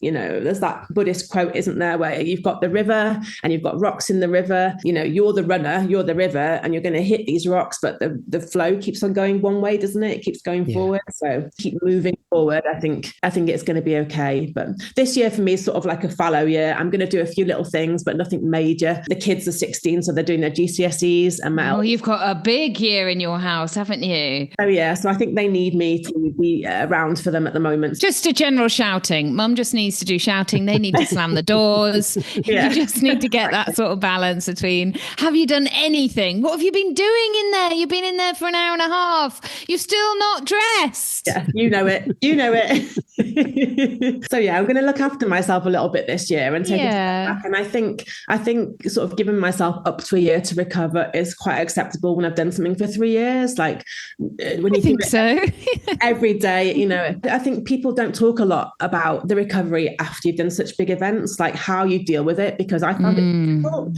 And I'm looking at people like Russ Cook now, who obviously ran across Africa, didn't he, last year? And now he's on another mission running across New Zealand, and he struggled for a couple of days. And it's like, God, it's taken me a while to get back into this again. And I'm like, I hear you. It does take you a while to build up that momentum and get that new balance, but everyone can do it. You just have to keep that positive mindset and know you can tap into your mind and rewire it whenever you want, but you have to have the strength to do it as well. It does take a lot of strength. When you started, was it harder the first few months than it was once you were in it, like the getting up and the routine? Yes, I'd say so. But because the weather was better, I think it helped. So I purposely chose to start at a month where I knew that spring was here, you know, May. Yeah, would you do that? I was wondering that. I was thinking, would you start in the winter and then you're running into this light, or would you go into the dark? And you went into the dark. Yeah, I did. Yeah. And I think that was better. But I've done the dark running thing before and I knew what to expect. So, and when you do it every day, it's a gradual process. It's not like overnight. So you sort of, it's just a few minutes here, a few minutes there. So it's not like a flick of a switch, although it feels like that sometimes, especially in the summer, isn't it? It's like, it's suddenly light at 6 o'clock in the morning and I don't need my head torch. And that's a liberating moment when you don't have to take it. You sort of messed it up when then you go and run abroad and the times change and the temperature changes and the daylight hours change. And it's like, oh, it throws you all over again in different ways. So, but by keeping your times the same, even when I was traveling, I would still try and run at the same sort of times of day. It really helped. Would you do another streak? I said no when I finished this one, but actually I quite like it. I quite like the discipline of doing something every day. So yes, I would consider another streak. I'm following a lady at the minute, Shannon Lee Litt, I think her name is, and she's doing an ultra streak. And I think she's going to try and get to 500 days. So she's just quite inspirational. I find it interesting how her mind works and how she processes things. And I'm going to be interested in following her recovery after as well, because that's probably what I've struggled with more than actually doing the physical runs. The recovery and the juggling of day-to-day life is the hardest bit of it. You need a PA, I think, basically. If you're going to do it again, I think you put that out on your social media channels and say, who wants a gap year they'll never forget? Yeah, no, exactly. I mean, if that was all I was doing, I'm not an athlete, it's not my job. This is just something I'm doing for fun, as well as doing all the rest of the things. It would be much smoother and much easier, but where's the challenge in that? Yeah, you have to take ownership, don't you? But do you know if there's somebody out there trying to beat your record? I don't know of any females. I know there's other males out there that are still running, but their unofficial records, they will never be rectified because they're taking long breaks. There's one guy who's on 1,600 consecutive half marathons now, but it'll take him 3 hours and he might have up to an hour break as well. So he runs 5K and then stops. So in my view, that's different. That's not the same thing. And then there's another guy, Emil Ingerslev. He is in, I can't remember where he is. He's somewhere in, do you know Sweden, Norway, somewhere like that, somewhere in Europe. Yeah. And he's on a streak. But I think he messed his up though. He did a treadmill run. He contacted me. He said, would that be allowed? I'm like, no. Oh my goodness me. He's done more than Micah. So he actually beat Micah and is like 1,100 maybe now, maybe a bit more. Him and me had a conversation about actually, does it really matter? Like Guinness isn't everything, getting the Guinness World Record. Yeah. The fact that he's still done it every day is undeniable and he's still going. And we sort of want to have a chat, I think, at some point about that and about the rigidity of Guinness and is it really fair that you're made to do it so rigorously? Because it takes the joy out of what you're doing. And what I want to do is to sort of inspire normal people like me that are mums, single parents, maybe even men. A lot of men came out and did it with me. And, just to get out there and just give it a go. You don't have to have all the latest equipment. You don't have to be the fastest. You just have to try your best and keep showing up. And actually, great things can come of nothing. Just a simple, showing up every day.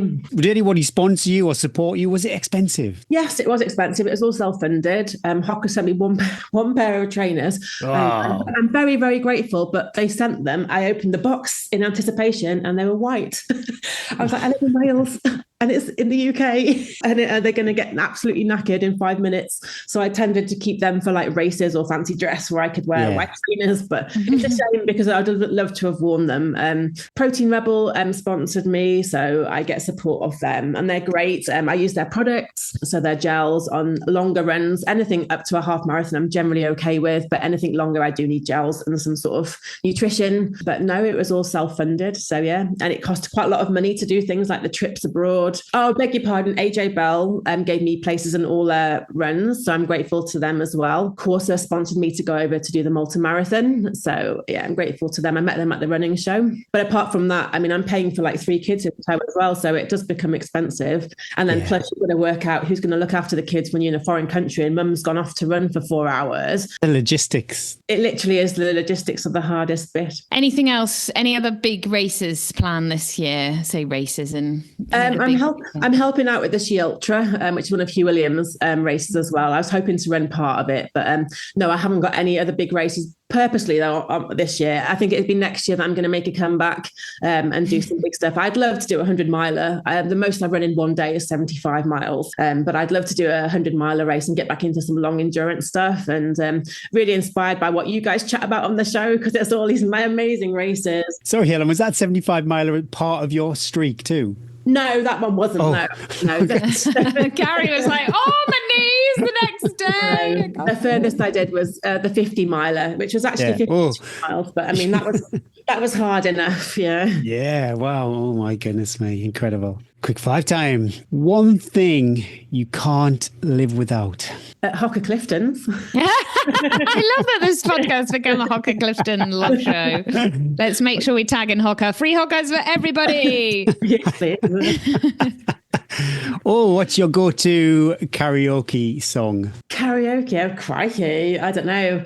Girls just want to have fun. Awesome. Nice. Did you listen to music? Did you have your earphones on when you were out the door at 4:15? What was your choice of distraction? Yeah, but actually podcasts. Your podcast was great because it's sort of 2 hours long, thereabouts. Yeah, it's long. Yeah, you can fill a whole week with that warbling, and you were perfect for rainy days. It meant I haven't got to figure my phone out in the rain, getting my phone in my pocket. But you have to put up with us for 2 hours if you can manage.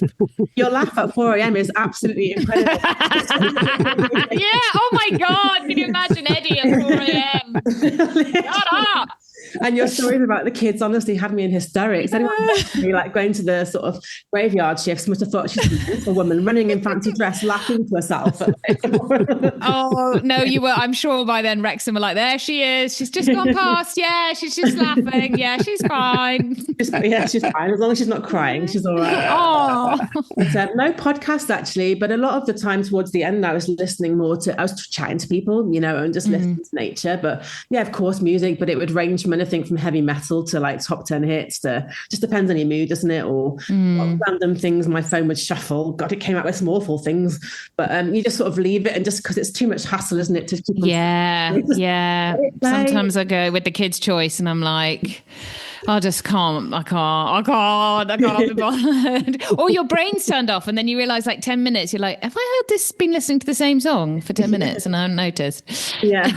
But then 10 minutes of your run's done and, before you know it, you brace it by a song is 3 or 4 minutes long, isn't it? So yeah, but it breaks up the runs. Often I'd listen to sort of half an hour of music and then an hour podcast and break it up. And it's a school day, isn't it? You run. It's just. Did you ever have your earphones not charged and have to head out in silence? A couple of times I had to go naked. Yeah, that would be. I think my streak would end when that happened. I'd be like, no, I'm not going. But I got through 4 pairs of those shock absorber things that you put. I just seem to just give up after a little bit to stop charging, but they're the best, aren't they? Because you can hear what's around you, still chat to people. But podcasts definitely, and I missed that side of it as well. So I had a whole itinerary of podcasts that would come out some on a Friday. I have the same. I'm like, Monday, yes, I got my 2 that are going to get me through these 2 runs, and then Tuesday. Do you know when they drop? I have no idea when a podcast. Do you not? You're a podcast. It's your profession. Yeah, but we're a bit sketchy when. I'm a bit sketchy when I actually put it out on a Friday, Saturday, sometimes a Sunday. Helen, I've got one thing I've got to ask. Actually, all I'm hearing is like this is positive. It's inspiring. I'm finding it really inspiring, but I can't think why anybody would. But did you ever get any pushback? Yeah. There was a couple of people actually early on in the streak. I was struggling a little bit sort of before I got to 500 and I joined a club online. I think it was the 100 half marathon club or something like that. Right. And there was a lady on there who was like, what are you doing? She's like, your times are really pathetic. Send her my way this instant. Enjoy your jogs around the block. What are these like? You can't be doing these because you're not getting a medal. They're not official races. You can't classify these. Basically really putting me down. I was like broken down at this point. I was like, oh my God, I'm just trying my best. I'm just trying my best. I was like, I joined this club to be surrounded by like-minded people. I thought that would uplift me and we can do it together, right? And create an and it was just this one woman. I left the club the same day that I joined it, and then I had an influx in my inbox of people saying, oh my God, we're so sorry, like she's done this before, just please take it, don't take it to heart. But it was too late, the damage was done. I was like, and you do, and you question, am I good enough again? I know, and that one comment then it sits with you forever. They've made a little scar on your heart and you're like, but you can't get rid of it, even though your adult brain is telling you this means nothing to me. It still heightens your like that little bit of yourself that is still like, I'm doing my best. And when you're vulnerable as well, Helen, I hope you get more vulnerable the more you go because you're more tired and you kind of take things to heart a little bit more. But to be honest, she was the only one. There was nobody else that ever questioned what I did or my integrity or my time or anything like that. Maybe your clients when you were cleaning and you were going, oh my legs. You're right up there, Helen. Leave the showers today. They were really good, to be fair. It's when I start talking to myself, they start to worry. I think I was mumbling, oh God, like you. I wonder if like when people are like negative live like that. They must be struggling themselves to project. That's what I thought. But I surrounded myself by positive people, positive mindset, and even set up my own online community, like I say, which helped, and we all support each other. And I honestly, your podcast has been one of the best. And at times that were really hard, I'd listen to like real life stories of people getting their arms chopped off by sharks and stuff. I'm like, someone's having a worse day than me today. So it's not all that bad, is it? Check, yes, still got both hands. Okay, we're good. Oh, we can do this. 5 digits, 5 digits. Oh, next question. I do this when I go to a restaurant. Say if I'm thinking, am I going to go for a starter or dessert? Are you a sweet or savoury girl? Savoury for me, definitely savoury. Yeah. I discovered Marmite tortilla chips at the weekend. Oh, tell me more. They were incredible, and I could not stop myself. I opened like a big family pack, and I'm really sad. So I normally just pour a little bit of my sandwich at lunch, few little crisps, just a little crazy. 10 crisps on my plate. And then these Marmite ones I found. I didn't buy them. Obviously, my husband, who's the snack addict, had bought them. I couldn't stop. I kept going back to the cupboard. They're like this Marmite, salty, crunchy. Helen. Like a twiglet. They're like a twiglet, but in like a Dorito form. Oh. Helen, I'm going to send you a packet. Next time you're down Morrison's, Helen. I definitely like more sweet things, sort of savoury things even than sweet. But I mean, don't get me wrong, I do like sweet things as well. I'm into Toblerone at the moment, so but I've got to watch. I'm conscious I could eat what I wanted before, and now it's like, you're not running a half marathon every day, Helen. So just tone it back a little bit. So yeah, trying to be a bit more mindful. But I wouldn't worry too much. Your body's still probably on post burn. It's probably going to take 5 years to catch up. Still on the food theme. What is the strangest I think I wrote these when I was hungry. I was like, or I was Doritoing. I'll have ketchup with anything, but what is the strangest food combination you enjoy that others might find odd? Strange food combination. I like eating peanut butter on chocolate just out of the jar. But that's just like having a Reese's, right? Yeah. I haven't done that, but I could easily come round to yours and do that. I wouldn't drink. Let's just say if you said, Eddie, do you want some chocolate? And I'd go, yeah. And then you'd say, do you want some peanut butter on that? And I would probably just go, yeah, sure. I wouldn't blink twice. That sounds delicious. Any excuse to put my spoon into the peanut butter jar for any. An instant hit. Or peanut butter spread on a banana is another one. That's delish. On an apple. Is incredible. Anything, or just on my finger. Yeah, it's delish. You don't spend enough time in M&S food. It's actually one of their snacks. The banana and peanut butter, it elevates just some toast. It's like turns into a 10 out of 10 meal. That incredible. We share the podcast every week over on Instagram. You get to choose the Instagram story music. All those hours, you're paying back all those hours you've spent being our one download of the week. You are now the star of the show. Oh, crikey. There's so many songs. No pressure. But the one song, it's an older song, but it's Rihanna, This Is What You Came For, is one that I used to quite like. Now, how does that go? You're going to have to sing it to me. I can edit it out. This is what you came for. I like the lyrics. Yeah. I didn't get the song on that one. No, I'm not very good. Rihanna, though, This Is What You Came For. And it used to play quite a lot when I'd shuffle my phone on random. So it's like, yeah, actually, this is what I'm here to do. This is my calling in life. Get these ones out. It is. Oh, Helen, what a joy. Monday morning, we've all started the podcast going, woo! It's Monday morning, but it's been, both Gary and I have just sat here in raptures listening. And I bet I would bet good money on this, Gary. Everybody's running thinking, I could do a run streak. This sounds like something I want to do. You've set it. Not only have you gone and done a run streak to, for yourself. It is a selfish pursuit, isn't it? I'm sure when you were doing it, you were like, but you turn that around into you've created this incredible community of people that you've inspired to do things that and your whole, you just spent an hour and we've kept trying to turn it back to you and you've kept saying, look, you can all do this. You can all do this. So what an absolute light you are amazing. Congratulations on 1,000 half marathons. Even more congratulations on sending it all on the Guinness World Record. And I hope the pesky knee clears up very soon and you can get back to running pain-free. But in some ways, I'm quite pleased as well with my coaching hat on that it's going to slow you down this year so that you can reset and go on to bigger and better things, which I'm sure will be amazing. But thank you from the running community for what you've done and inspired lots of other people to do. And hopefully a paths will cross with Gary at the London Marathon and he'll get your autograph for me. What is it, 6 weeks? Oh, I'm counting down the weeks. It's not far, is it? Thank you so much for your time, both of you. Thank you, Helen. So nice to meet you. And you. Yeah, thanks, Helen. Take care. Thank you. Bye.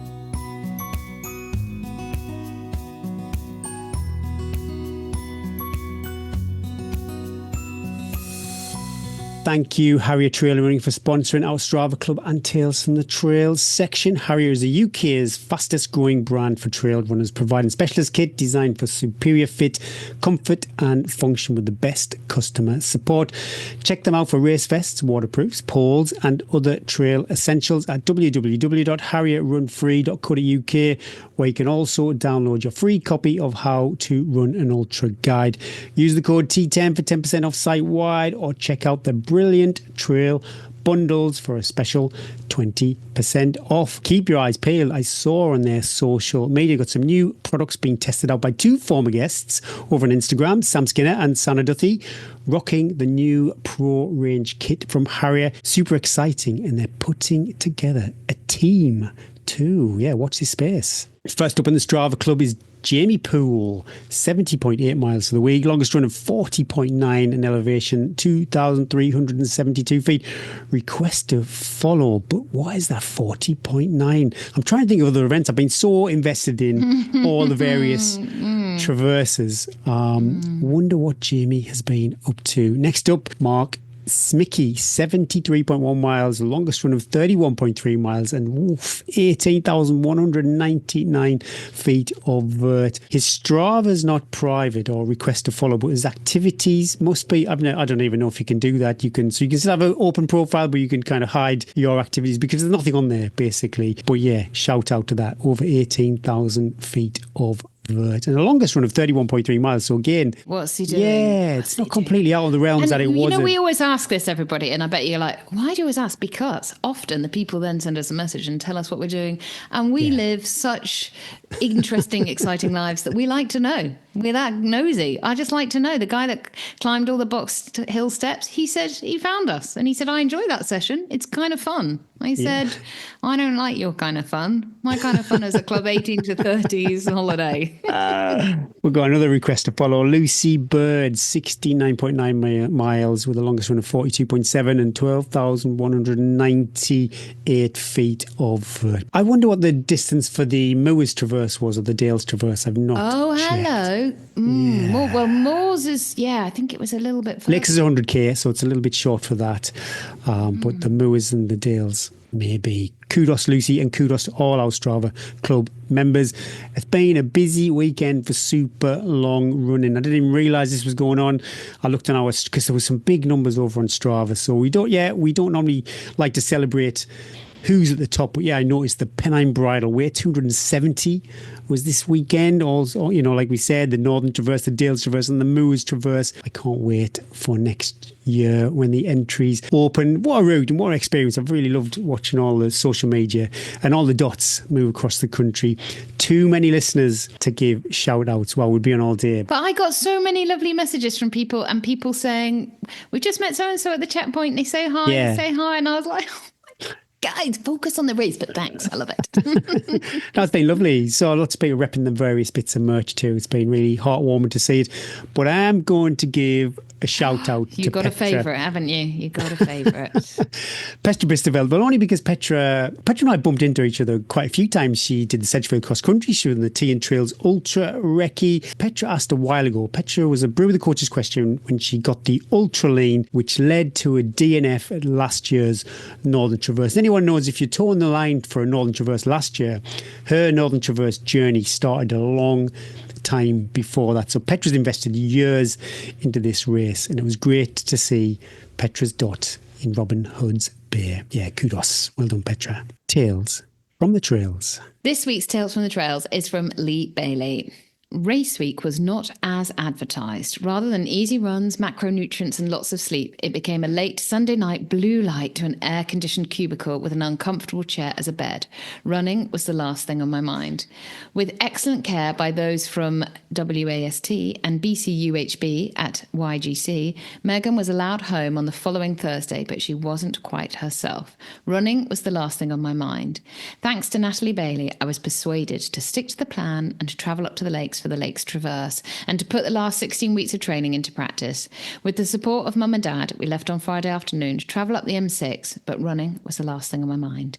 Just as I was heading for an early night, we received a clip of Megan making her tuck, tuck, tuck, tuck sound, music to our ears. On waking at 4 a.m, there was another one of her making her happy bedtime noises. Absolutely wonderful. But as the 5 a.m. coach left Shap with the start at St. Bees, you guessed it, running was the last thing on my mind. There'll be lots to say about the 15 hours that followed, but needless to say, the highlight of my weekend was arriving home and having the most amazing hug from my number one fan, my Princess Megan. That was super emotional the first time I read that. Yeah, I can imagine the pull on the heart. I mean, the pull on the heartstrings if you're a parent and you leave your kids anyway to go and do these running journeys, they can often feel a little bit selfish, a bit self-indulgent. But if you've got an ill child who relies on you and a partner as well, and you step away, and I can imagine that your heart felt very heavy, but brilliantly well done. Lee shared with me that Megan is 100% okay again, so that's great to hear. And just like you said, it's so important to have that support structure, that network to allow us to go and do things like we do. Yeah, heavy flex, a big shout out to Lee and all the and his Baileys. family and Megan. Yeah. We love your Tales from the Trails, all poems and heavy flex nominations. Anything goes. This section is all about you. Please email them to hello@teaandtrails.com.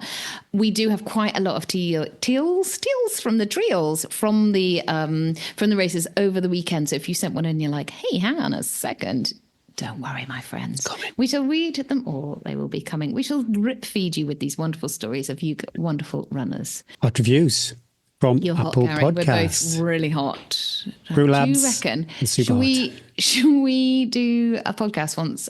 When we do the live podcast, should we do it in the heat suits? I'll be a heat champion by the end of the episode. Oh, good. Bit more electrolyte. Great podcast. Thanks to Eddie and Gary for such a brilliant podcast. I always listen whilst on my long drive to work. Keep up the great work, guys. And smiley emoji. That's from Ashi8695. Thanks for all your reviews. Please keep them coming. It helps other trail runners find us. Pop over to Apple Podcasts or Spotify and leave a 5-star review.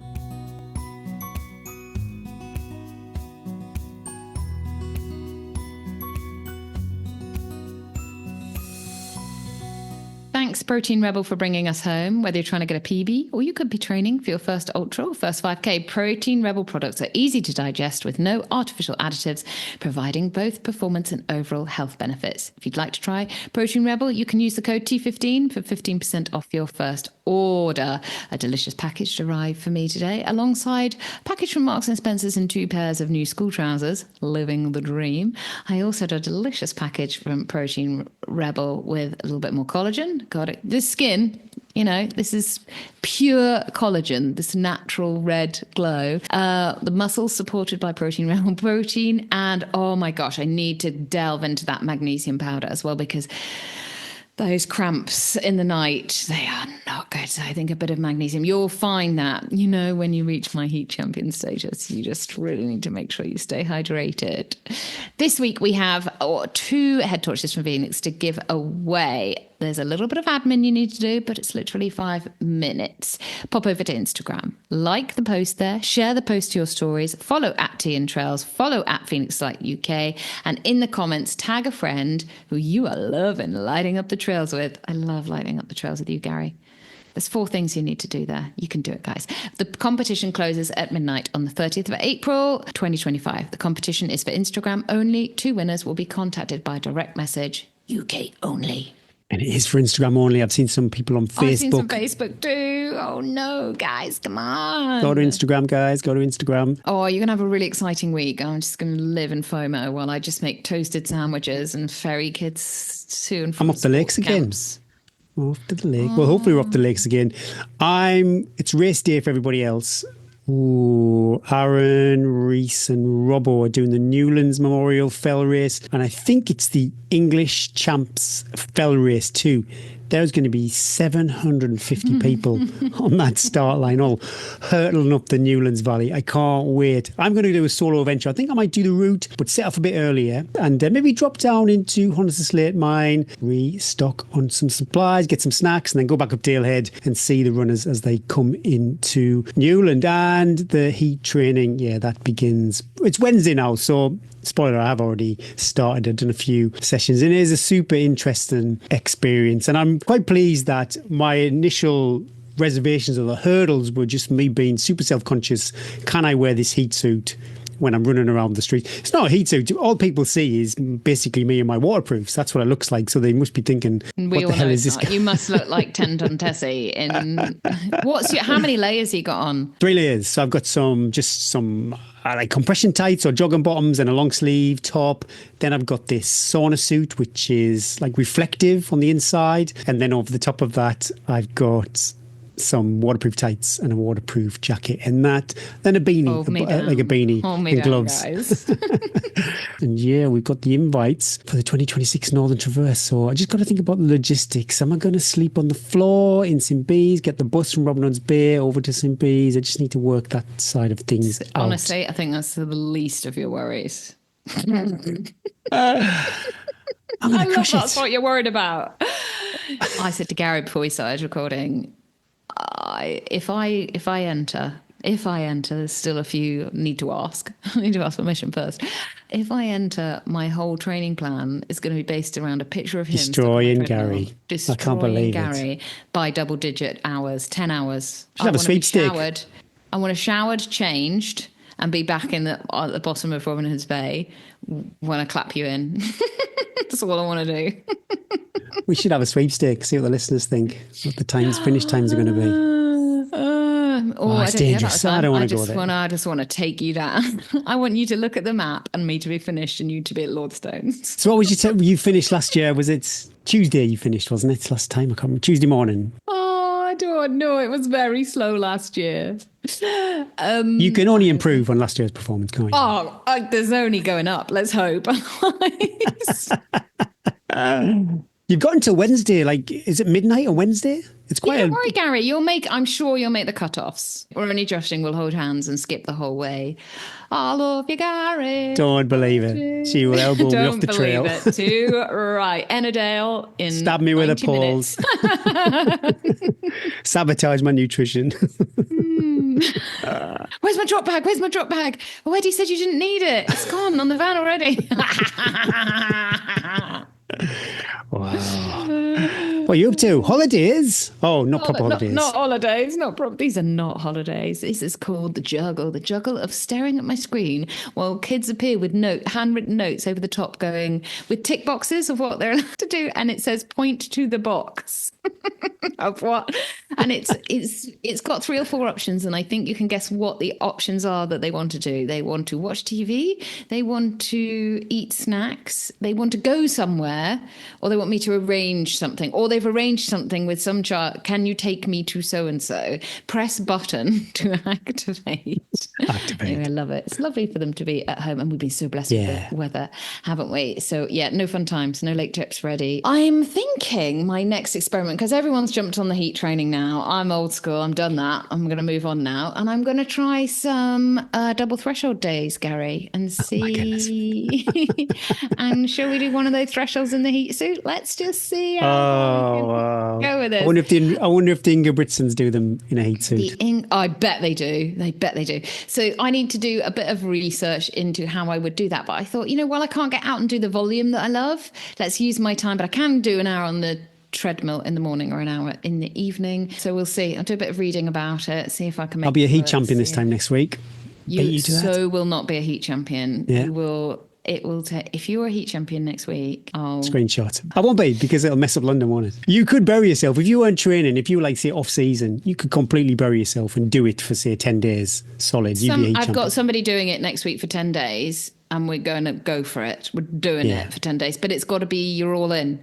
You're all in. And you've got to really manage yourself and be very careful with what you do outside of that. The rehydration is the real deal. I'm poop the rest of the day. And these are just my steady runs. I am pooped. It is hard work, isn't it? Anyway, gosh, what an episode. Thanks for tuning in. We love you for listening. Please share this episode, the pod, share the love, pop over to Instagram, Facebook and YouTube and subscribe, or even consider becoming an awesome Patreon. Thank you to X Miles, Precision Fuel Hydration, Phoenix Light UK, Harrier Trail Running, Protein Rebel and Shocks for sponsoring this week's show.